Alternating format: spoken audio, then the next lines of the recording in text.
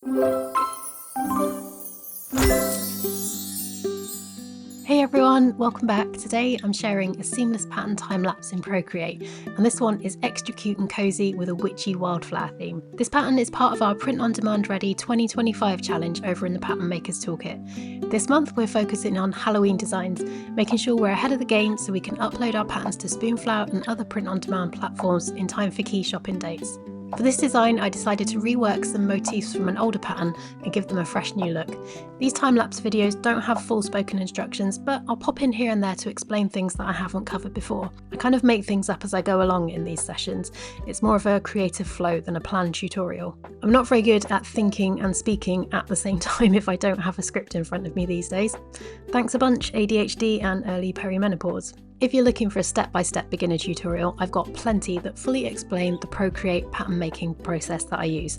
I'll put a beginner playlist link in the description and also add it as a watch next option at the end of this video.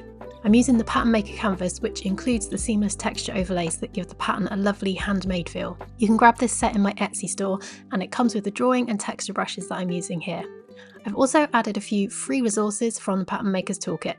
A layout guide. This helps evenly space out motifs in sets of 3 or 6. The numbers show where to flip the motifs to create a nice flow. You can download it for free and insert it into the sketch layer of any of my Pattern Maker canvases. The colour palette and stamp brush motifs that I'm using here are also free over on my website.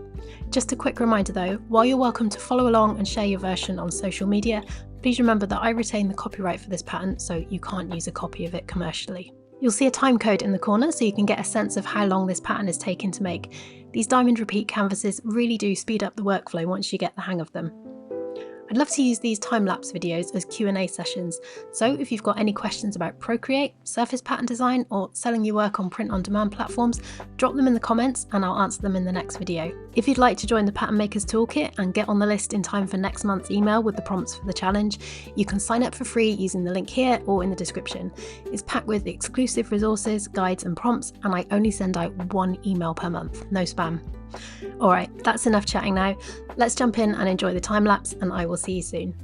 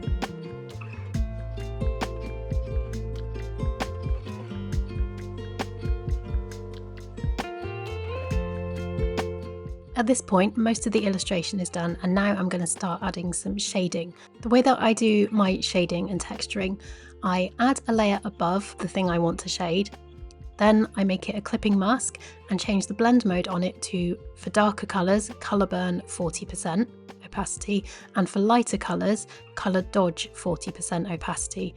Then I use the shader brush to just scribble over that, and you get a perfectly colour matched shading.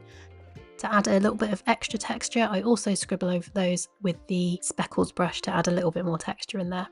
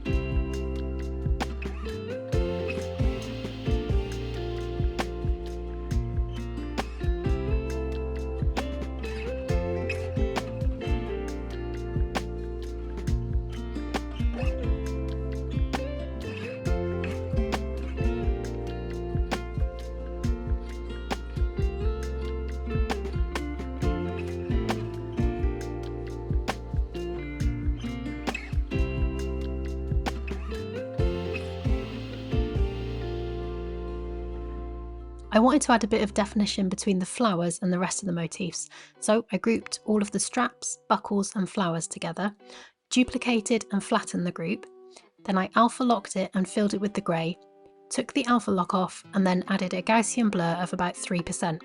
Then I clipped it down over the base motifs, changed the blend mode and opacity to linear burn 60%, and then nudged it slightly down and to the right to add a bit of a drop shadow.